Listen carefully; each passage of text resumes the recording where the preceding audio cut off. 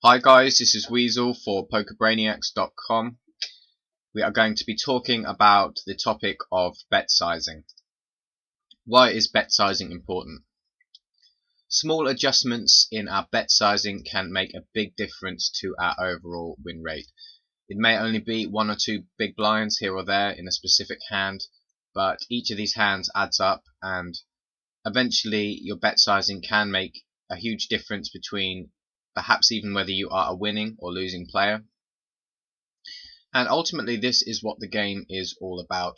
You can't control whether you win or lose necessarily. Sometimes you're going to win, sometimes you're going to lose. That is the nature of the game. But you can control how much you win when you have the best hand, how much you win when you win, and how much you lose when you lose. And it's this that is going to give you a positive win rate in the long run. Let's review some of our goals associated with bet sizing. One of our goals should be to bluff as cheaply as possible. We want to extract the maximum value with our made hands. We want to be targeting specific parts of our opponent's range, both with our bluffs and with our value hands. We want to draw as cheaply as possible in the case of using block bets. We want to set up good stack to pot ratios for post-flop play. We also want to set up stacks for later streets. Perhaps we are on the flop and we want to set up a shove for the turn, or perhaps we're on the turn and want to set up a shove for the river. We need to strike a balance between exploitation and being exploitable, and we will discuss this a bit later. Let's take our topics in order. First of all, we want to bluff cheaply. The more cheaply we can bluff, while retaining the same fold equity, the more profitable it will be. Let's consider an example with the associated maths. Let's say we have a king high dry board, king of hearts, 8 of diamonds, 2 of clubs. Let's say there is $100 in the pot. We are the open raiser and we don't have a hand, but we want to continuation bet this board as a bluff. It's quite a good board to bluff. One way we can establish how profitable our bet is by ascertaining how often that bet needs to work in order for it to be profitable. Let's consider two different bet sizings. The first is going to be we bet $100 into this $100 pot as a bluff, and the second is that we bet $40 into this $100 pot as a bluff. The c-bet of $100 is going to need to work 50% of the time, and it's pretty simple to work out how often it needs to work. The amount of the total pot you are investing is the percent chance it needs to work. So if we are investing 50% of the total pot, which we are in this case, there's 100 in the pot plus the 100 we put in. So we are investing 100 out of 200, and that equates to 50%. If we are investing 50% of the pot, our bluff needs to work 50% of the time to be profitable. In fact, it needs to work 50% of the time to break even. Our bluff is going to be fine if it works 50% of the time or more. However, a c-bet of $40 only needs to work 28.57% of the time, and we calculate this by doing 40 over 140, which equates to 28.57%. Assuming that our opponent is folding the same range to a $40 bet as he is to a $100 bet, and this is not inconceivable, especially on such a dry board. There aren't many draws our opponent can have, and it may be that he is just folding any hand that doesn't connect with this board regardless of our bet size. If he has a hand like 9-10 or 10-jack, or maybe even pocket fives, maybe he's not going to be continuing with this hand regardless of whether you bet $100 or whether you bet $40. And it basically is just going to make sense to bluff a lot more cheaply. Your bluff only needs to work 28.57% of the time to be profitable. And if he's not going to be folding his made hands like king X's to a $40 bet or a $100 bet, then it's likely you may have the same fold equity with either of these bets. Anytime you find yourself in such a situation, you should then Basically try and choose the smallest bluff size you think you can reasonably get away with. That's just one way of calculating it. However, we can consider it slightly in reverse. Let's assume that we have 70% fold equity, and we have that 70% fold equity regardless of whether we bet $100 or whether we bet $40. We can calculate the expected value of each of the two bluffs using our formula for expected value. I won't discuss it in too much detail now. If you want to know more about the formula for expected value, check out the video on fold equity. Basically, the formula says this: the expected value is the percent chance of winning, so the percent chance of taking down the pot, multiplied by the amount you win, which is the $100 in the pot, and we are going to subtract from that the percent chance of losing, so that is 100 minus your fold equity. So if we have 70% fold equity, our chance of losing or getting called is going to be 30%, and then multiply this by the amount we lose. And the amount we lose is going to be variable depending on the size of our C-bet. So it's either going to be $100 or it's going to be $40. If we plug those numbers into the formula, we can see that the expected value of a $100 C-bet is going to be $40. But the expected value of a $40 C-bet is going to be $58. And this perhaps may even make quite a big difference to your overall win rate, especially if you come up against this situation quite often, and instead of betting $100 on the flop, you routinely are betting a small amount while retaining the same amount of fold equity. However, this is assuming that your fold equity remains the same, given that you are varying your bet size. In some cases, especially on more drawy boards or against different types of opponents, you may estimate that you actually have less fold equity with a smaller bet. Let's assume that our $40 bet, instead of having 70% equity, only has 50% equity because our opponent is going to be calling perhaps a little bit more with mid-strength hands that he might be folding to a $100 bet. If we plug these numbers into the formula, we can see that our expected value is going to be $30. And as a result, it would actually be better to bet $100 with 70% fold equity and get our expectation of $40 than it would be to bet $40 with our fold equity diminished. And we can see that the expected value of betting $40 with 50% fold equity is going to be less than betting $100 with 70% fold equity. So if it's a case of comparing this first one with this last one, it's going to actually be better to bet the larger bet size because your fold equity drops quite dramatically. Whereas if we knew our fold equity didn't drop, then the goal is to bet as small as possible while retaining the same amount of fold equity. Targeted bluffs. As just discussed, smaller bluffs are only more profitable if your fold equity doesn't drop dramatically.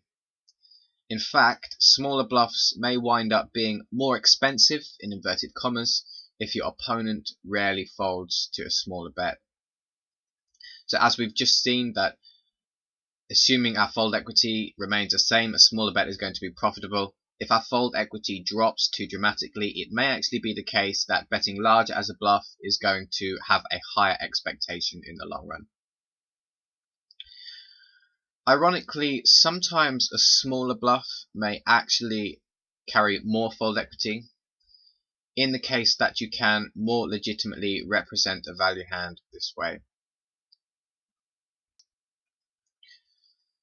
And it may be the case that if you are firing a huge bet, perhaps you are familiar with the idea that large bets typically have a polarizing effect on someone's range, and what this means is that they are not going to be betting perhaps pot size or more with their medium strength hands, and therefore they either have a very strong hand, which is statistically an unlikely outcome anyway, or they're going to have some type of bluff.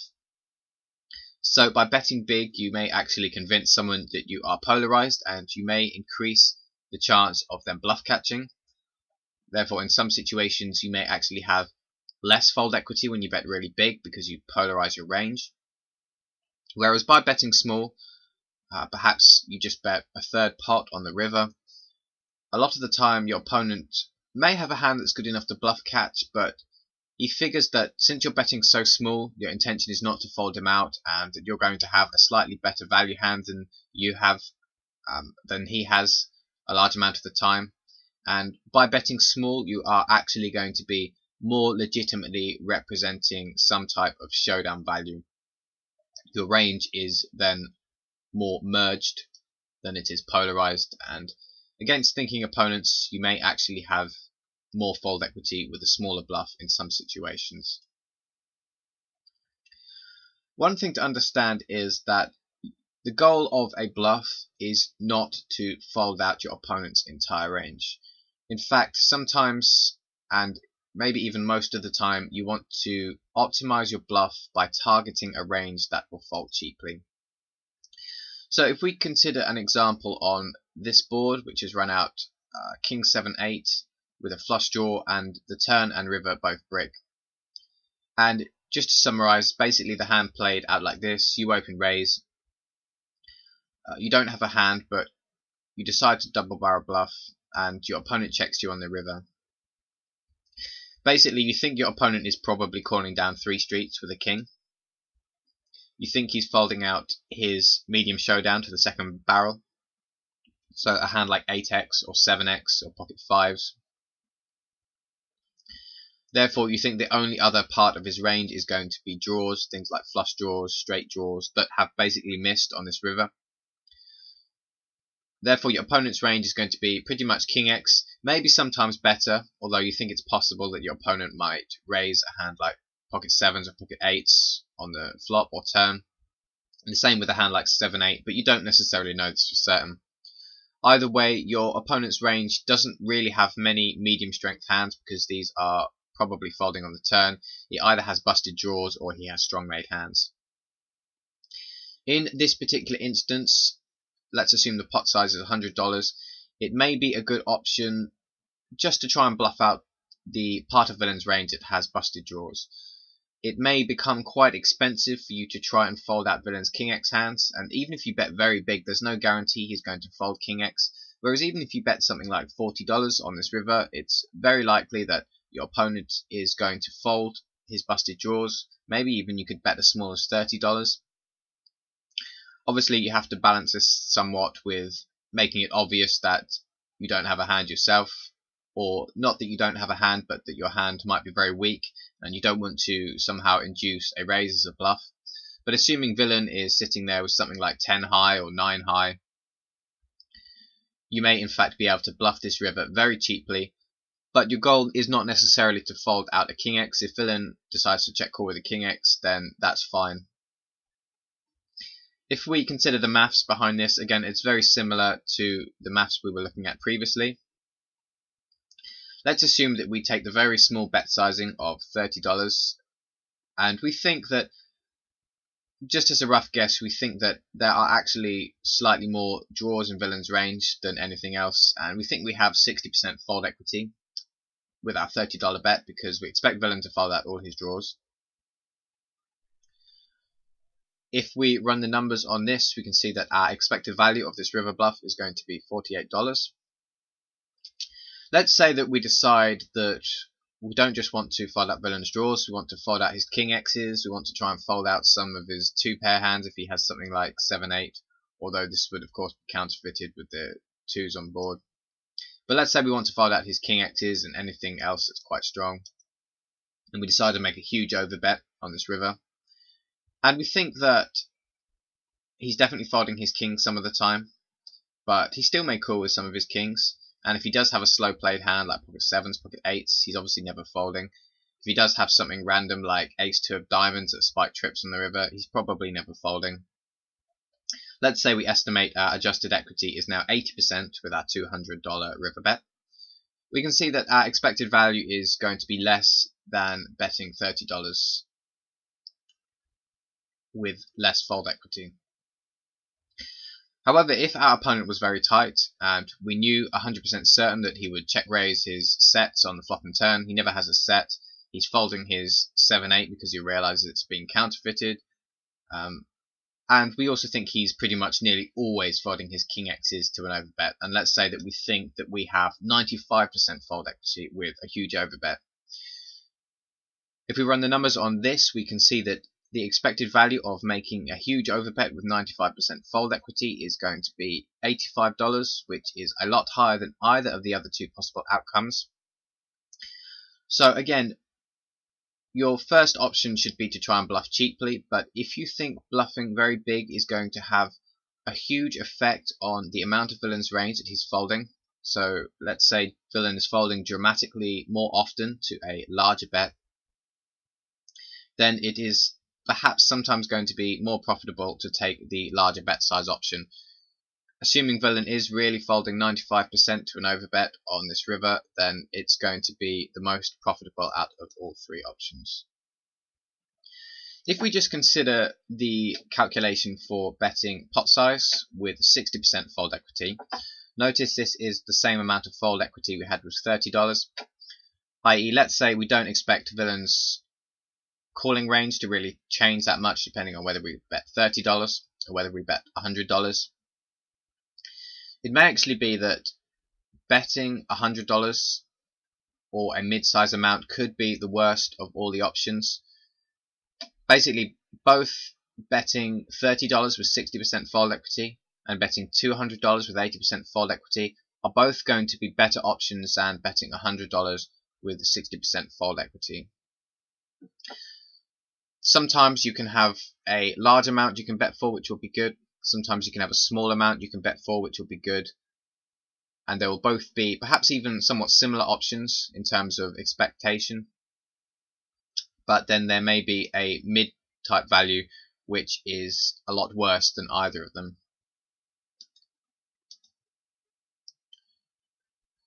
Okay, value betting. We want to bet as much as possible without affecting villain's calling range. It's similar to bluffing, but basically in reverse. We want to bet as big as possible with our made hands, but if we think villain is going to suddenly start folding a lot of the hands that we want to get value from as a result of betting very big, then our value bet may not be as profitable just because we're betting bigger. In fact, it may work out being more profitable betting smaller. We can therefore adjust that statement and say that we want to bet the amount that maximizes your expectation versus villain's calling range. Let's consider an example, again with some maths. And in this example, Hero has the nuts on the river. Again, the pot size is $100. And we know that villain will call a $50 bet 60% of the time. But he will call a huge overbet 10% of the time, $250 10% of the time. Which of these two has the higher expectation? It's quite simple to calculate this. You just times the amount that you are going to be betting by the percent time you are going to get paid off. Again, we don't need to worry about losses in this particular instance because Hero always has the nuts. Of course, if sometimes Hero was going to get called by a better hand, we'd need to do a more advanced calculation where we consider the percentage of the time Hero is going to get called and he's going to lose. But assuming that we have the nuts, villain can never win, and assuming that villain is always either going to be calling or folding, we can calculate our expectation as follows. $50 getting called 60% of the time. 50 times 0.6 gives us an expectation of $30, and $250 times by 10% gives us an expectation of $25. We can see in this particular example that yes, while villain will sometimes call a $250 bet, if he is going to be calling a $50 bet way more often than he is going to be calling a $250 bet, then the $50 bet is going to be the best option because it has the highest expectation. The thing to understand is, and it's very similar to the bluffs we were looking at, it's going to be non-linear. sometimes a small bet or a very large bet will be a very good option in terms of your expectation, but a medium bet will not necessarily be that optimal, and it could be the other way around. Sometimes perhaps a medium bet is going to be the best, but the point is it doesn't necessarily go up in a linear fashion. So it's not necessarily a case of the more you bet, the higher your expectation, because as you start betting bigger, you are going to be isolating yourself against a narrower and narrower calling range of villain. He's going to start folding out some of the hands you want to get value from. So with smaller bets you get called more often. With larger bets you maximize your value, but against a narrower part of villain's range, because it's a part of the range that can stand up to a larger value bet. Basically, anytime you are value betting, you need to basically have some kind of rough idea of the expectation of your value bet. If we thought that our $250 over bet is going to get called 20% of the time, then this bigger amount is going to be a clear favorite. The expectation would be $50, and it would be a clear favorite option over the betting the $50. But the key factor is how villain's calling frequency is going to change depending on the amount you bet. You need to try and take these factors into your estimate and choose the best value bet sizing. Again, like bluffs, our goal is not just to bet as big as possible with our strong made hands. If we have the nuts, that doesn't automatically mean our goal is to bet as big as possible. Just as our goal with bluffing is not always to bet as cheaply as possible. It's also really a function of villain's range and how often he's folding. And in the same way, our value bets are really going to be, our bet sizing is going to be a function of villain's calling range, which is going to depend on what his range is. Basically, what we need to do is we need to understand where the majority of our value is coming from. Is our opponent's range weak or is it strong? If your opponent's range is weak, perhaps your opponent gets to the river and you know from hand reading that pretty much the strongest hand he can have is going to be a weak one pair hand. Perhaps a lot of the time it won't even be top pair. And in this kind of situation, the expected value of betting small is going to be much higher than the expected value of betting big, because unless villain likes to bluff catch, he is not going to be calling a big bet with his weak one pair hand. In fact, if he's folding 100% of the time, it doesn't matter how big you bet, the expectation of betting smaller is always going to be higher, because if you never get called, your expectation is going to be 0. Assuming therefore we know that our opponent's range is weak, even if we have the nuts, our value bet sizing is not necessarily a function of our specific hand. Therefore, even if we have the nuts but our opponent's range is weak, we are going to want to target our opponent's range by betting small, by betting an amount that he can call, and we can therefore maximize our expectation this way. Sometimes we'll find ourselves in the situation where our opponent has a decent amount of strong hands and marginal hands, and in this particular case we are going to want to target the marginal hands in this range, and the reason is that the strong hands will re-raise. If you know that your opponent has perhaps some sets, maybe some flushes, but also some weak one pair hands, yes, you could bet really big and you're going to get called by the flushes and the sets most likely, but your opponent is going to be folding his weak one pair hands. However, if you bet small, you allow your opponent to call with his weak one pair hands, and there is a very decent chance he is going to raise with his strong made hands like his flushes and his sets, and you are not going to lose value against this part of his range by betting small. In fact, by betting small you are able to target both parts of villain's range and you maximize your expectation.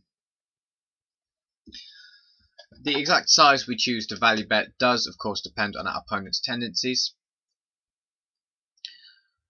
One particular example is in the case of overbetting, and overbetting can be a very effective strategy against fish, especially on boards that you have a very strong made hand. Perhaps you have something like top set, perhaps you have top set on a Queen Jack 9 board with a flush draw out there, And you know your opponent, who is a huge fish, is not going to be folding any hand he can have. If he has an open ender, or if he has a 2-pair hand, or if he pretty much has maybe any gut shot, he's not going to be folding, or a flush draw, he's not going to be folding, and it doesn't matter how big you bet.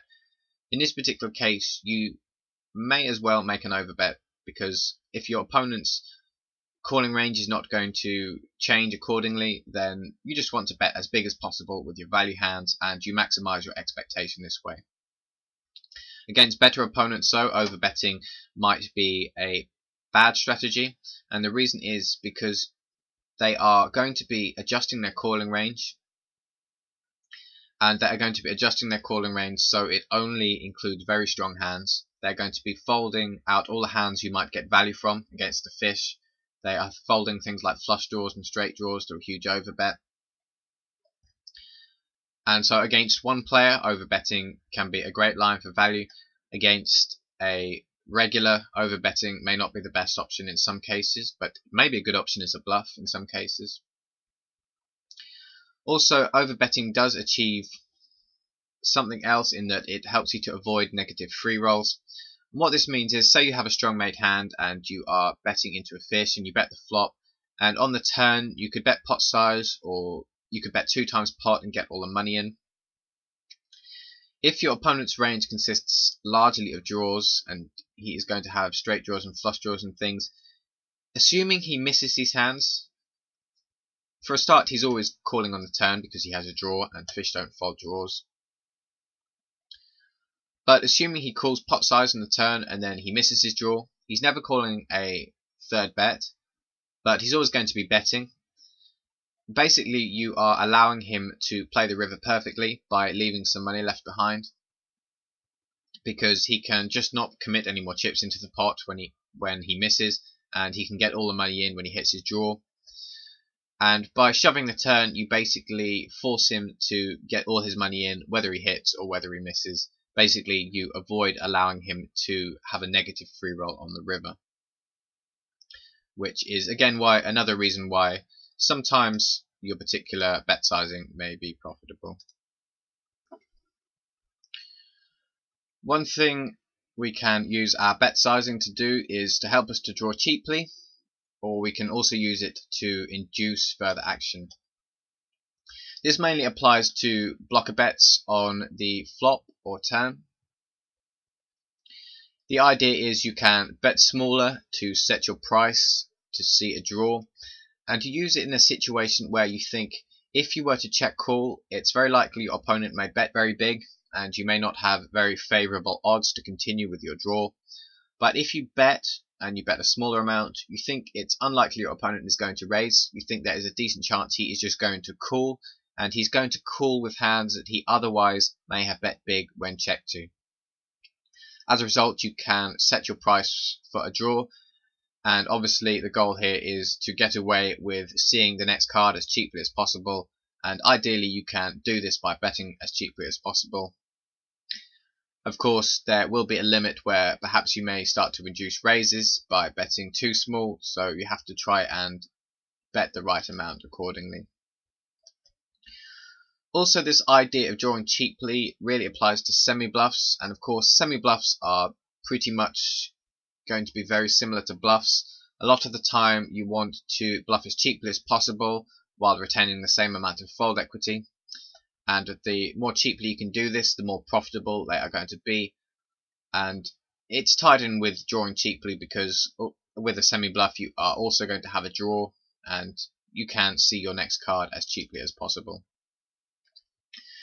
Theoretically, this concept applies to block bets on the river. Block bets are something that I don't necessarily recommend you use in the game. I think the idea of block bets on the river are fundamentally flawed for a number of reasons. I elaborate somewhat on these reasons in the video on the purpose of betting, which talks about the various types of bets you can make for value as a bluff, etc. But assuming that you insist that block bets on the river are something that you want to use in your game, theoretically the idea is that you bet small on the river in an attempt to see a showdown as cheaply as possible in a situation where if you checked your opponent they might bet and you are not going to be able to call that big bet, but if you bet small and your opponent calls, you can see a showdown as cheaply as possible. It's not actually a theory I subscribe to for a number of reasons, but here it is, the theoretical reasons why you might block bet on the river. We can also bet small on the river to induce, and we may do this if we have a strong value hand, but we know our opponent's range is very weak. He can't call a big bet, but he may decide to bluff raise with this weak range. Therefore, our induction bets on the river perhaps have two purposes. They extract value against the weak hand's villain's range by betting small, but they also allow villain to bluff raise, whereas a large bet would be quite bad in this instance because the weak hands are folding and they are also less likely to bluff raise since hero is representing a lot more strength. Set up stacks. We can use our bet sizing to set up stacks, and this is referring to two things in particular. One is to set up a favourable stack to pot ratio where possible. Basically, our specific pre-flop bet sizing is going to have an influence on how the entire hand plays out. And there are ways we can manipulate the stack to pot ratio for our advantage. I won't go into it in too much detail now. Hopefully there will be a video on stack to pot ratios. But certain types of hands benefit from certain stack to pot ratios. For example, top pair, top kicker hands like ace king, they typically benefit from a lower stack to pot ratio, perhaps a stack to pot ratio of around 4, whereas speculative hands like perhaps 7/8 suited or suited aces or small pocket pairs, these typically benefit from a much higher stack to pot ratio. And our pre-flop bet sizing is going to have an effect on how the entire hand plays out. For example, whether we decide to 3-bet pre-flop or exactly how big we make our open raise size is going to have a big effect on the stack to pot ratio and hence how the play is going to unroll post-flop. Also, we can use our bet sizing on any given street to set up a shove for the next street. Perhaps we are on the flop and we want to set up a decent stack size for a turn shove, or we are on the river and want to set up a decent river shove. And we can use the following formula to calculate this. You take the effective stacks, so the smallest stack that's still in play, and you subtract from this what's in the pot, and you divide this number by 3, and your result, if you bet exactly this amount, you will set up a pot size shove on the next street. If you bet less than this amount, you will have to overbet to get all in on the next street, and if you bet more than this, you can set up less than a pot size bet.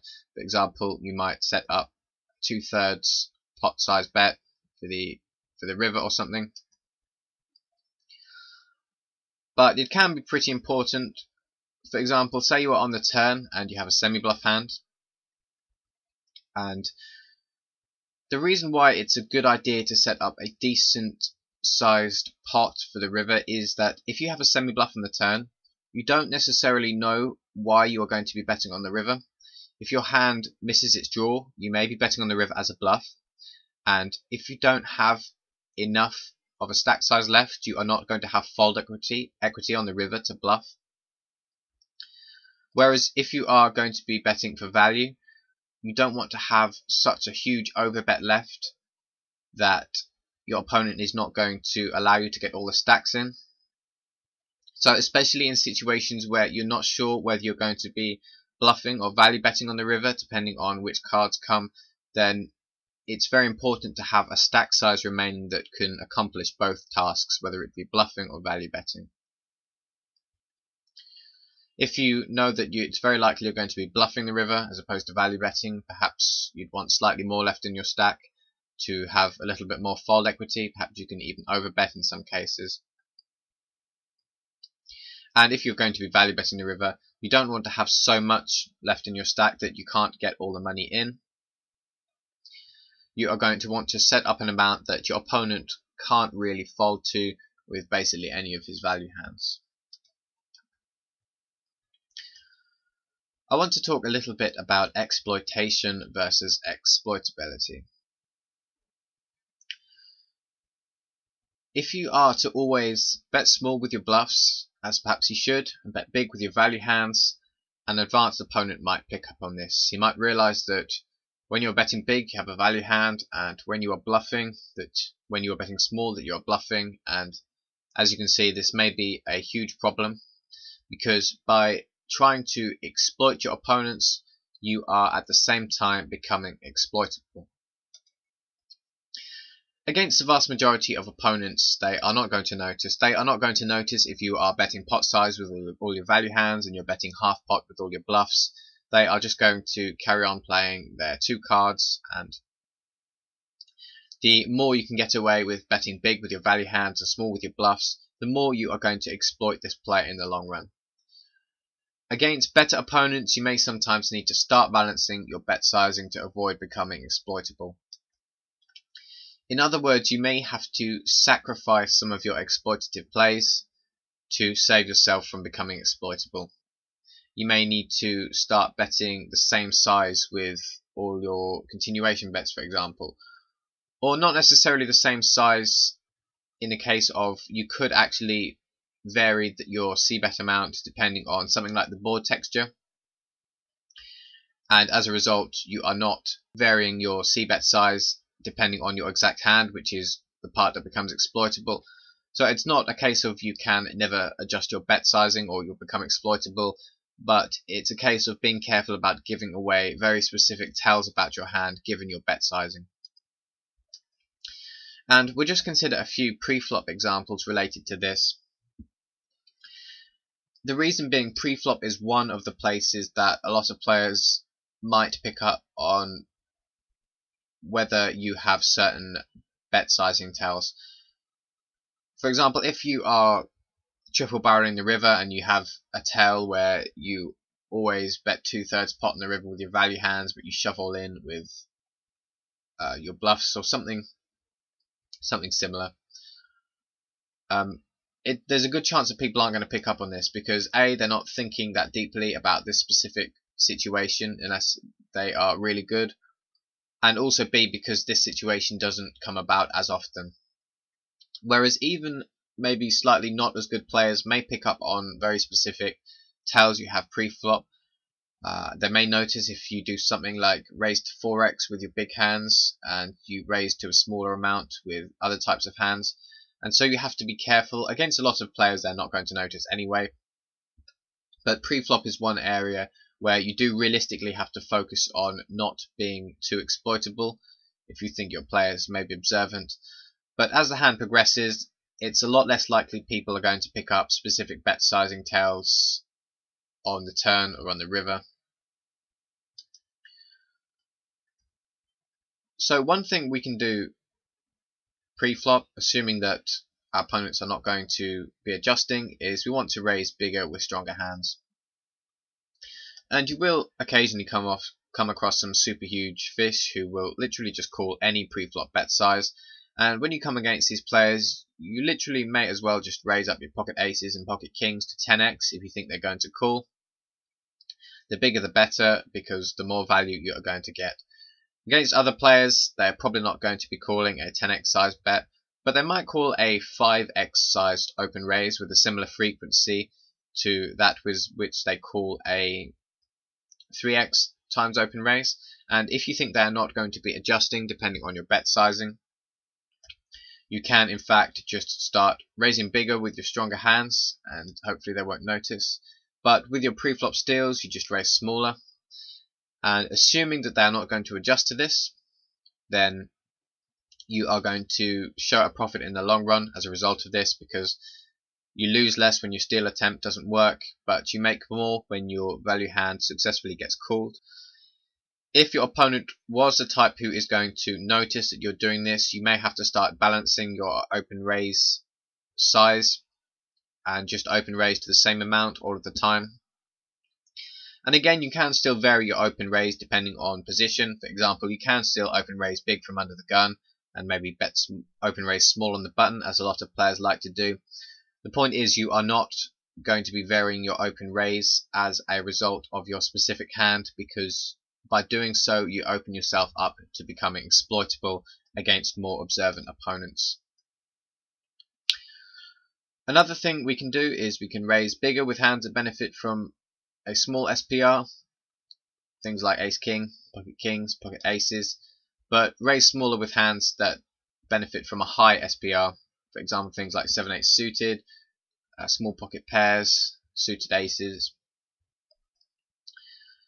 It may be a good idea to raise smaller if there are light 3-betters behind you. The pre-flop steal is not going to be working as often if people are 3-betting you light, and therefore you want to set yourself a better price on a pre-flop steal. As a result, it doesn't have to work as often to be profitable. And one final thing we can do is, if there are short stacks to act behind us, we can raise smaller. It perhaps sets up a better stacks per pot ratio for post-flop play. And also we lose less if these short stacks decide they want to shove all in over the top of us. But again, all of these things are ways you can adjust your bet sizing, but if you think your opponent is going to be observant and he is going to realize that when you open min raise you have 7-8 suited or something similar, but when you open raise to 5x you always have pocket aces or pocket kings. If you are going to be playing against people you suspect are observant opponents, then you may need to sacrifice your exploitative plays in order to prevent yourself from becoming exploitable. Perhaps you might decide to just always raise to 3x from the button or 2.5x from the button, regardless of the type of hand you have. And by doing so, you give away no information about the type of hand that you are holding. So I hope this has given you something to think about in terms of the importance of bet sizing and a little bit of the maths behind why certain bet sizes are better than others in various situations. This has been Weasel for PokerBrainiacs.com. Thanks for watching.